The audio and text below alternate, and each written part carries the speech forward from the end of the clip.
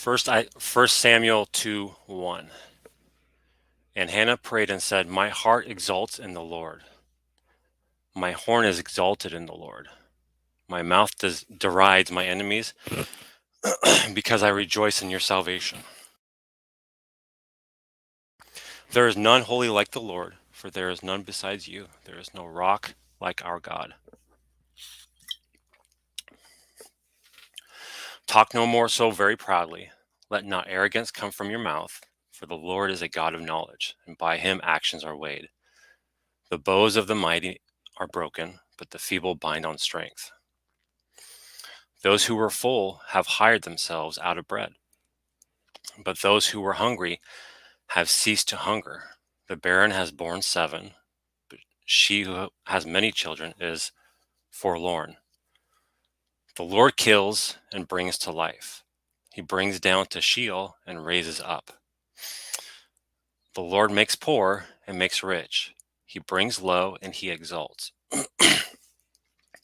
He raises up the poor from the dust. He lifts the needy from the ash heap to make them sit with princes and inherit a seat of honor. For the pillars of the earth are the Lord's, and on them he has set the world.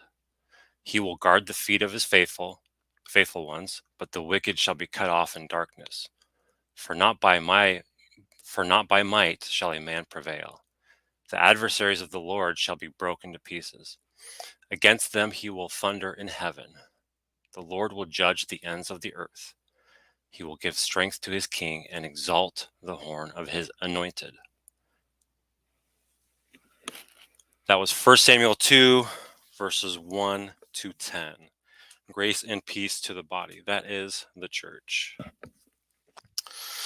So I started this live stream a couple minutes early so I could read that and then explain what's happening. If he comes, I'm not sure if he will. He definitely doesn't have to. Not obligated to. But Jamie Russell's going to come on and we're going to talk about the Chazown and the Mare in Daniel 8 and how the STs understand it and why I believe it is wrong. And hopefully we can come to some sort of understanding on this, or at the very least we can have a meaningful discussion on the topic and leave at the end of the discussion shaking hands, so to speak. So until he gets here, I'm going to walk through Daniel 8 very quickly. What's going on, Chris? Good to see you. Hopefully he comes soon. Let's see, 3 minutes. So it looks like it just should have started right now. And like I said, I was reading 1 Samuel 2 first. I thought it was a pretty interesting section. But until he gets here, I'm going to read. Actually, I'm going to share my screen. Let me do that real quick. There we go. All right, there we are. Let's go to Daniel 8. So Daniel 8 is a vision that was given to Daniel. And I'll let Jamie present his understanding. But they basically believe that in the vision here, the 2300 evenings and mornings here refers to the time period between 457 BC and 1844. And why that's significant for an Adventist is when the great disappointment happened. They thought that the return of Christ was going to happen bodily, but it did not happen. Thus the great disappointment. And through what they say, much prayer, anguish, and seeking after God, they came to an understanding that it was actually not his second coming that was being spoken of, or the cleansing of the earth, but rather the cleansing of the heavenly sanctuary. So he moves from the holy place in the heavenly sanctuary to the most holy place. So basically, Adventists believe that there is a structure, a sanctuary in heaven, where there's 2 compartments, just like in the earthly. And Christ from 31 AD until 1844 was in the holy place. And they base this off of the Day of Atonement. They say it's the antitypical Day of Atonement. I don't believe Scripture lays out the Day of Atonement in this kind of manner, but this right here, the 2300, is the only time prophecy that makes 1844, if you were to believe in it, it makes it possible. Uh, you know, I hope so. I mean, but if not, he doesn't have to. He's not obligated to. I'm not going to force him to, obviously. But if he does, hopefully we'll have a good, meaningful discussion on this topic and um, hash out some details. It'll be a little easier for us to do so when it's just him and I. It can be a little more controlled and calm because he tends to get a little hyper and wired when there's multiple people that he's speaking with. Which I mean, I guess that makes sense when there's multiple people that are against your position. I guess it's only natural that's going to happen from time to time. But if he doesn't come, I'll just go through why I believe that the SDA position is wrong, and I think it's misusing Daniel 8. Evening, brother. Good to have you here. Thanks for coming. Okay. Well, I mean, he may not come. He said he was going to come, but I sent him the link to this in his email, and so if he doesn't come, all good. No worries. Maybe we can do it another time. If Daniel 9 is a part of Daniel 8 and it's supposed to explain Daniel 8, what part of Daniel 8 is explained? Right. So they would say that it's explaining verses basically verse 18, or actually that's when he put in deep sleep. So uh, basically like 19 or 20 all the way down to 26. But the issue with that is that what this is not a different um, section or a different vision that's given. Um, it's just explaining in further detail what's already given here in verses uh, 3 down to 14. That's all that it's doing. And to make the mare connection is I would say, an arbitrary connection based upon a belief that you have, and it requires it from that belief. As opposed to, so I'm not aware of anybody. I'm aware that there were some here or there who applied the day-year principle to the 2300. Not many, but I believe some did through history. But none of them made that connection. Now I understand as well that the SDA will say, well, that's because the book was sealed until 1844. I would also disagree with that because in Revelation, what does it say? It says Revelation, which the SDA would agree as well, that the book of Revelation is opening up or unsealing what Daniel had sealed. And so when you read in Revelation 1, the book of Revelation is supposed to be understood by not only the first century, but the preceding centuries from that. And so there wasn't a sealing until 1844 on either of these books. Well, not Revelation, but Daniel. Um, but let's see. So I started at 2, 3. It's been about 7 minutes. Maybe he'll. So I'm going to talk about 11 real quick. One thing that does need to be pointed out is that the reason why the Adventist says that the little horn here is the same horn in Daniel 7 is because of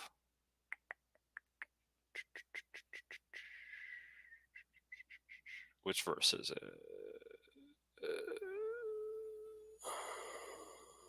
Why am I not seeing it? It's the verse where it talks about the four winds and the four horns. Oh, maybe it's after. after here. We go exceedingly great. Okay, yeah, here it is. I was too far up. So what they say is that this little horn, the one that came out, this little horn comes from the four winds and not not one of the four horns. And so that allows them to say that it came from the west. So the four winds are the 4 points on the compass, so all four directions, north, south, east, and west. And they say that the little horn came out of the west. Um, a couple issues with that I see from that interpretation. But I mean, even if we were to grant that, even if we were to say, yeah, that is absolutely correct, you still have these issues that you cannot get around, which one of them is the 2300. Because the 2300 starts when this happens, when the little horn takes away the burnt offering and overthrows the sanctuary. That is when the 2300 starts. So if it starts with the fourth kingdom, as the SDA say, doesn't come around till one. Stephanie, you may have to help me out with that. 130, 150 BC, I believe, is what the SDA Church says. When Rome started to come out with the little horn. And another interesting note is that the fourth beast in Daniel is never referred to as the little horn. The little horns always come out of one of the beasts. So I would say that's another faulty understanding. Another issue with it is that here in Daniel 11:4, notice here, as soon as he has risen, his kingdom shall be broken. This is speaking about Alexander the Great, and divided toward the four winds of heaven. So Alexander's kingdom was broken to the four winds of heaven. So the four horns here, Daniel 8, come up to the four winds of heaven. So in other words, it's a distinction without a difference. Whether you say the little horn comes from the four winds or from one of the four horns does not matter. It's the same thing. The four horns here are in the four winds. So he still hasn't come. So we'll just Dan, how's it going, man? Good to see you. I shouldn't say man because you're my elder, so I should say brother or sir. It's more respectful. So I cannot stay long, but how do you interpret? Short answer: Antiochus fulfills this, but there is some interesting. I've been pondering. I posted in my community page. I believe it was Clement who applied this to Rome, specifically 66 to 70 AD. Which, like I say, if the little horn does come from the fourth beast, that is a proper way to apply it.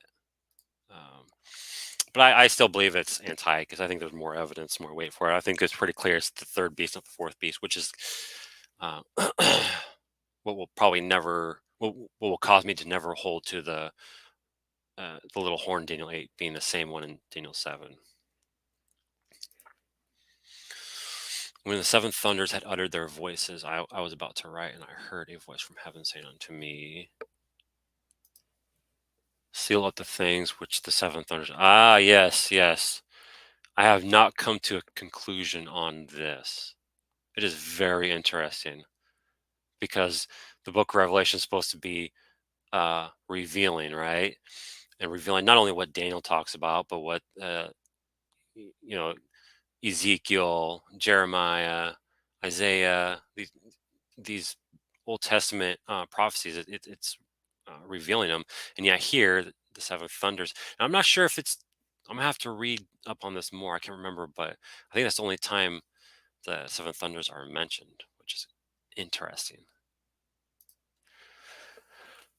Yeah, Daniel 8:14 does not happen until 1844. So Daniel 9 must be describing verse before 18. describing verse before 8:14. Okay. Or else it isn't part of 2300. So what verse before 8:14 is describing? Could you ask Jamie? Yeah, I can ask him. Yeah, I can ask him that. Yeah, I don't have a clue on that here.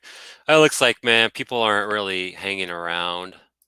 Uh, I'm not sure who else is left. Looks like one person left. I think it might be. Oh no, it's just me, maybe. Yeah. So since he didn't show up, it looks like it was a bust, but it's all good. No worries. Um, I'm gonna go over Daniel 8 real quick, and then I'll probably just end it. Um, so so what the SDA say is that the Chazown is all of this. So starting with the RAM, that's when it starts, and it ends in 1844. Okay, but here in the text, the Chazown stops here in verse 14, and then yes, bud. Okay, yeah, I'll pray with you here when I'm done. Okay, go sleep. All right, and then what starts after that is the Mare.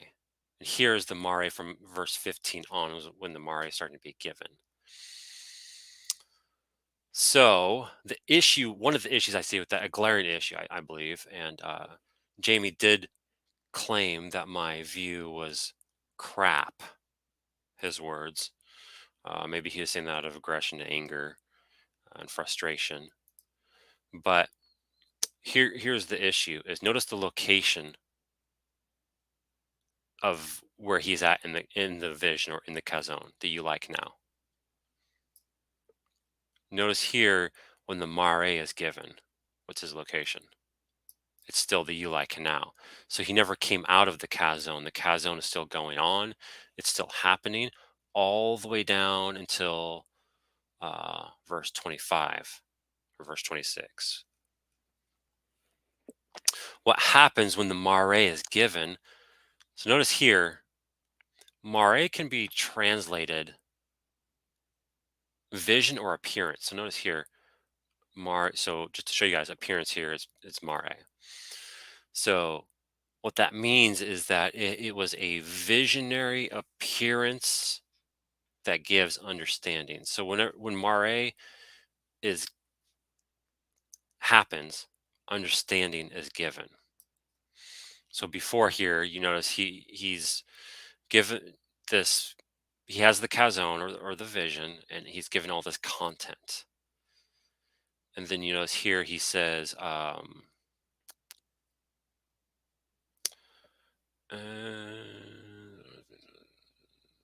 where did he say it? Let's see. One of the verses he says, I was, oh no, maybe it's down here. Oh yeah, when I, Daniel, had seen the Chazown, when he was having the Chazown, I sought to understand it. So he was seeking understanding. Behold, there stood before me one having the mare of a man. And I heard a man's voice between the banks of the Uli. So his location, he's still having the Chazown. He's at the same location. It hasn't ceased. And it called, Gabriel, make this man understand the mare. So how I'd say that is, give this man the mare of understanding. And so from here on out, it's the explanation. That's why it says here the interpretation of the vision, because the rest of the content, which is mare, is just recapitulating or repeating what was given up here in verses 2 to 14, but it's given an explanation. Now, a point that Jamie was making yesterday was, let me look, see if anybody's here. No, nobody's here. Okay. Uh, a point that he made yesterday, and I didn't get to expound upon it, was the time of the end. So he's saying that this vision is for the time of the end, and he says since he connects this right here, Daniel 8, with Daniel 11 and 12, saying it's the same time of the end, which for an Adventist is going to be 1844. And so that is an argument against what I'm saying.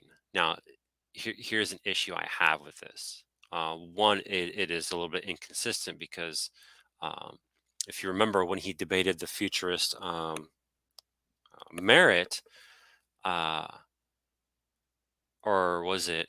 No, it was standing for truth. Okay, it was standing for truth. The argument against Jamie's position on Daniel 9, the Prince of the Covenant, they went to Daniel 11 and said, look, it's the same phrase and the same language. So therefore, they're speaking about the same thing. Well, Jamie's doing that here with the time of the end, but he doesn't do it for Daniel 9. So what I'm saying is he was trying to say we were inconsistent with that, but really uh, we weren't. And here's why. So a couple points need to be made. The time of the end can refer to not just the second coming or a certain event. So for the Advent, 1844, but it can refer to other things before then or after then. And so in the context here of Daniel 8:17, and we're dealing with the third beast, the third kingdom, which is Greece, that means that this time of the end refers to something that happens with the third beast. Now, if you just read a couple verses down, I'll read it here. It says, and when he had spoken to me, I fell into a deep sleep with my face to the ground. But he touched me and made me stand up. He said, behold, I will make known to you. So here's the understanding that's given. And notice here up here as well, too, real quick. But he said to me, understand, O son of man, that the vision is for the time of the end. So he's giving understanding. I will make known to you or give you understanding to you what shall be at the latter end of the indignation. So this time of the end is the end that cuts off the indignation. And this is God's indignation. Okay. Notice here, for it refers, so this indignation, the end of this indignation, which is the time of the end for this, all right, for it refers to the appointed, oops, okay, it refers to the appointed time of the end. So this indignation here has an ending point. And the 2300, at the end of it, that's when this indignation ends. Okay, so this is God's indignation against the wickedness of the Jews. And so a point that needs to be made is that would Jamie hold to just one time in history that the indignation, God's indignation happens, or are there multiple times?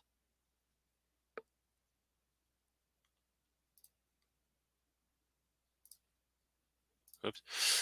If there are multiple times that God can have indignation, then there's no need for us to say that this indignation and this end and this time of the end refers to the same one in 11 and 12. Rather, what I would say it is a shadow or a type of what 11 and 12 is referring to.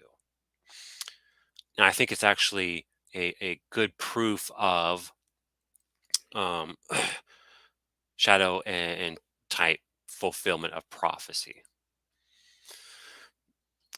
Another point that needs to be pointed out is, and notice this, and at the latter end of their kingdom, that is the latter end of the four kingdoms that make up the Greece kingdom, kingdom of Greece, when the transgressors have reached their limit, so those transgressors right there are the Jews. That's why God's indignation is poured out on them, which we know happened after the Babylonian activity two times. And one of those two times happened during the third kingdom. It was during the reign of Antiochus. There is no way to get around this. The evidence is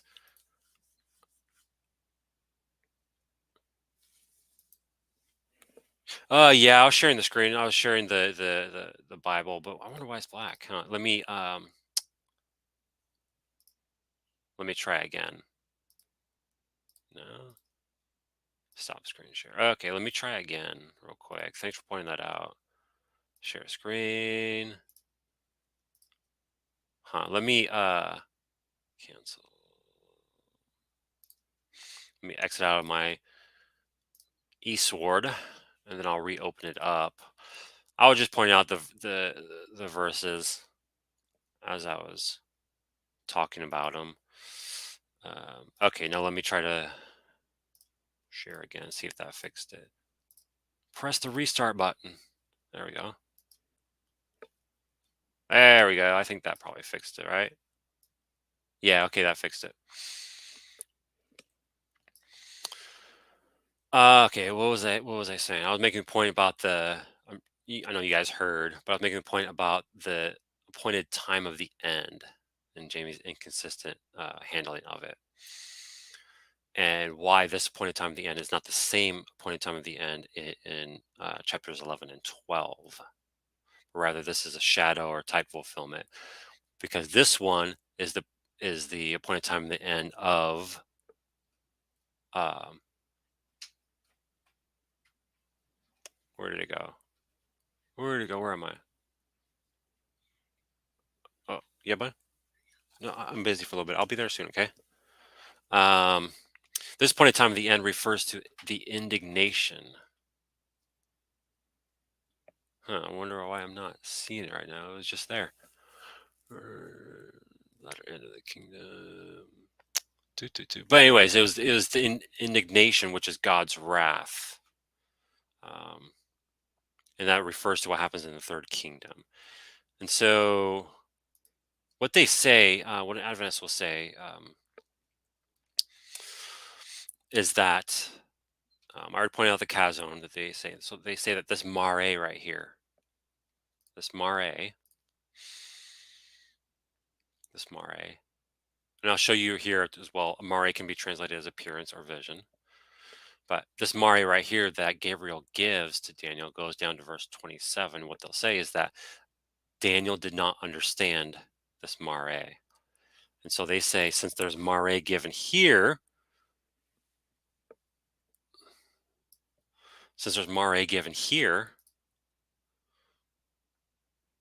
consider the mare.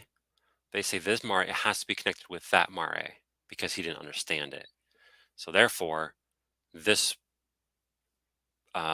verses 24 through 27 is the mare in Daniel 8.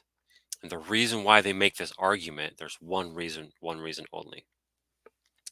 This right here, 70 weeks are decreed. This gives them a starting point for the 2300. So, oh yeah, I appreciate pointing that out. I'm horrible at, I'm still new at doing this stuff, and so I'm sure you remember there's a couple streams where where I did, and I forgot to add myself to the stream, and so I was talking to the wall. So I appreciate the pointing out, but these so there's only one reason why they even make this connection. If they didn't believe in 1844, they would not make this connection, but it gives them a starting point rather than letting the text speak for itself, because Daniel 8 gives us a starting point, right? It says, for 2300 evenings and mornings, then the sanctuary shall be cleansed. But it says right here, I should read right here, it says, then I heard a holy one speaking, and another holy one said to the one who spoke, for how long is the vision concerning the regular burnt offering, the transgression that makes desolate, and the giving over the sanctuary and a host to be trampled underfoot, for 2300 evenings and mornings? So the 2300 evenings and mornings refers to verse 11 right here, the regular burnt offering and the sanctuary overthrown that was done by the little horn. And the little horn we saw comes out of the third kingdom, not the fourth kingdom, the third kingdom.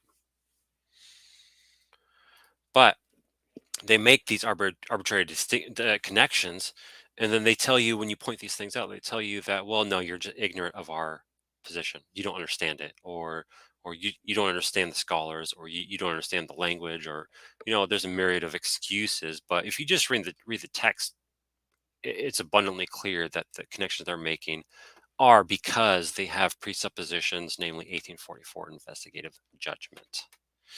And that is the pillar, if not one of the pillars, of Adventism. Without it, Adventism would not really be a thing. It would just be, without 1844, it would just be another Christian denomination, honestly, because we can have arguments and disputes about the millennium, or about free will and God's sovereignty, or about um, um, pre-trib, rapture. We can have arguments about uh, other things, but there's few things that we all need to agree on, and it's the gospel and who Christ is. Without those two, I cannot call you a brother. It's just, it is how it is. I don't like. I'm not a very aggressive person. I'm not somebody who's gonna call people names all the time, but I cannot call somebody a brother if they have a false gospel. And the issue is with Adventism, they have uh, they have a false gospel. Their gospel is 1844 investigative judgment, Sabbath keeping, health reform. Health reform is the right arm of it. It's basically part of it. Um, Health reform, and come out of Babylon, which for a Protestant, and a consistent Adventist will tell us Protestants to come out of the Protestant church and join the SDA church. A wishy-washy Adventist will not tell you that. But what their gospel is the three angels message in 1844, interpreted by them, and they call it present truth. So what they say is that present truth is different for various generations. So a present truth could last for any amount of time, but once it's uh, done what it needs to do for let's say 5 generations, then there's a new present truth that's given, and that old present truth may be a part of the new one, but there's more to it.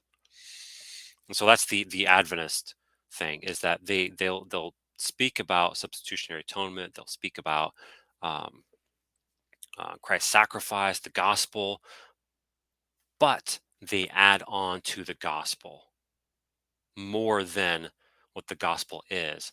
And so you think of Galatians, for example, or First Corinthians. Okay, the ones in Galatians, what were they doing? They were adding circumcision to the gospel. That one point made them anathema. So when the SDAs add a myriad of other beliefs into the gospel, they're anathema. There's no way around it. You can't say it's present truth, because the only time the present truth is used uh, is in I think First Peter, and it's present truth in the Greek. It's present truth that was given to that first generation, the first century, and it continues on, and doesn't. And there's no sense of a change in it. It's the same truth that was given to the first generation, and it goes on through generations and generations without end. But they twist that just enough to try to justify their false gospel. And then the false Christ issue, right? There's obviously going to be individual SDAs who will believe in the true Trinity, and the true gospel, but Adventism teaches tritheism, and they also allow Arianism. The General Conference teaches tritheism, but you can be a member in an SDA church and teach a form of Arianism, and you're not a heretic. You're not teaching a blasphemous falsehood. But if you have a a post millennial view, uh, you're not gonna you're not gonna last long in an SDA church, because their gospel, uh, their millennial view is vital to their gospel. So they have it absolutely backwards on the essentials and the non-essentials. Uh, Another one that'll get you kicked out of the church is the state of the dead. If you believe in consciousness after death, and if you believe in eternal hell, you will not last long in the SDA church. I'll tell you that right now. Um, uh, I think Ellen White creates extra scripture so that the issue SDAs, once they understand she's not part of the Bible, then we can work towards genuine understanding. Yeah, well, she also did stuff like create this type of fear in Adventists because, right, because she taught, and Jamie renounced it, but she taught that if you reject present truth, that is the three angels' message. So 1844, investigative judgment, Sabbath keeping, according to how she commands it, health reform, coming out of Babylon. Um, um, if you reject that, you are not a true believer. You are condemned. And here's the thing: is somebody like Jamie can reject that, but who is Jamie? He's not Ellen G. White. He doesn't have the spirit of prophecy. She did. And so when he says stuff like, well, she didn't teach that, she didn't create that. Well, no, we're not saying that. We're saying that she, under inspiration, gave a divine stamp of approval on these teachings. And that is what matters. But anyways, but she gave him this fear of, if you leave this truth, you're gone off the path. You're not a believer anymore. And so there, to a certain extent, there was this fear amongst people of leaving. Not all of them, but some of them, of leaving Adventism because they left. Well, I'm condemned. I tried to. I tried to join an SDA church, but was denied membership because I said Ellen White got things wrong. Yeah, yeah, that's another one. Yeah, if you say that, I'm sure there's going to be some very liberal uh, SDA churches that will give that a slide. But if they are a historic conservative SDA church, they will definitely boot you out of there very quick. Especially, if you reject her on the pillars of Adventism. Now, here's the thing: I always give these like test, and they're in my videos. So the teaching of like Michael the archangel raised Moses from the dead. Um, I oh, I ask the Adventist, do the scriptures teach this? And the clear evidence is no, it does not. It's a extra canonical divine truth that's given by Ellen G. White. And so the test of if they hold the sola scriptura as not is, will they defend that as biblical truth through the scriptures alone, or will they see that it's not there and reject it? 9.9 times out of 10, they will not reject it. And I pray that I'm absolutely wrong on that. I pray that more Adventists will reject that. Maybe over time they will. But you can do those kind of tests with an Adventist to see if they hold the sola scriptura or not. So they may say, well, what about you? Referring to me, aren't you a Calvinist and you believe in Sunday Sabbath and baby dunking, sprinkling babies? I reject both of those. That's why I don't hold to a specific confession 100%. Say this is divinely inspired truth. I can reject things in the confessions that I believe are not scriptural. Two of those being uh, infant baptism and Sunday Sabbath. Neither of those are in scripture. Those are reasoned through inference, and I am not a big fan of creating doctrines like that. I understand to a certain point we all kind of do that, but if we can take the plain meaning of the text for a lot of these things, like baptism, example, we wouldn't have infant baptism. It wouldn't be a thing. I understand some of the early church taught it. That's fine. But so that'll show you the distinction between them and you holding the sola scriptura and they rejecting it through their, not through their words, but through their actions and their teaching. There's other videos I did on different, she taught that angels use golden cards to get in and out of heaven. She taught that there are beings on other planets that did not fall through the test of the garden, and they watch us to see how we perform and how we do things and how we'll prevail. Show me that in scripture where people on other planets are watching us. There's like one verse where Paul talks about going up to the third heaven. I believe that's the verse they use to try to justify that, but uh, it's a joke. Nowhere in scripture. That's another one you can use to say, where does scripture teach that? If they don't reject it, she taught that God was going to return, or Jesus is going to return through the belt of Orion. How they prove that is there's a couple of passages in the Old Testament that talk about Orion. None having to do with the second recoming through there, and yet what Adventists will say is that it's not important. It's not that important. She might be wrong, might be right or wrong on that. It's not important. They'll go meh about it. But if you ask them to actually actively reject it, most won't. That's because in the grand scheme of things, she is the prophetess and she has spoken. Uh,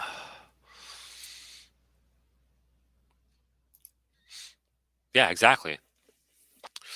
And that's the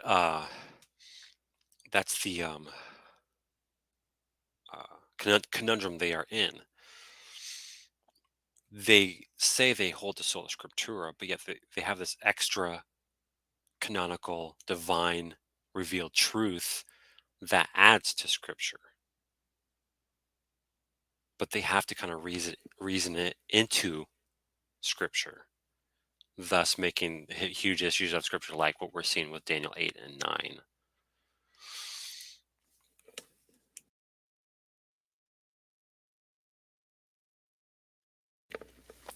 I would not be surprised. There was some evidence that a number of SDAs were Freemasons.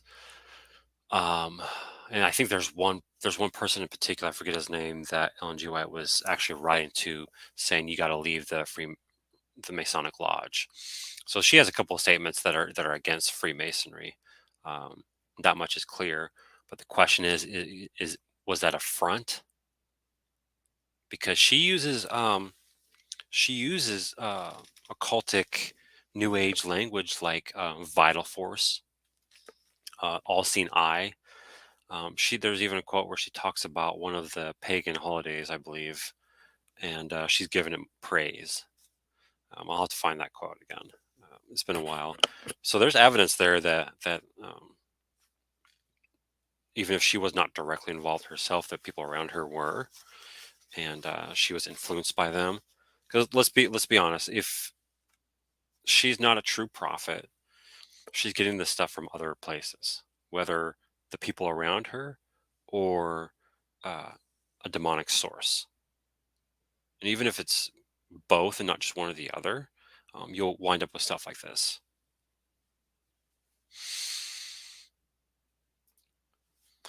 Right, exactly. That's what I'm. Where in Scripture do we see that theanustos has different levels? So what I mean by theanustos is right here. Where do we see different levels of theanustos in Scripture? Contents of the Scriptures. None. I don't see. What they'll point to is that, well, there are prophets where their stuff wasn't recorded. Okay, that's fine. Nobody's denying that, but that's not what Ellen G. White did. She wrote them down, and the official statement is they are an authoritative source of truth. Authoritative, okay? Prophetic and authoritative source of truth. So that means, when she claimed it was from God, that means it's theonistos, which means it is divinely inspired and it is scripture. Now, again, with that, we don't say that. Well, of course, we know you don't say that. We're not saying you say that. We're saying your teaching teaches that, and you're inconsistent with it.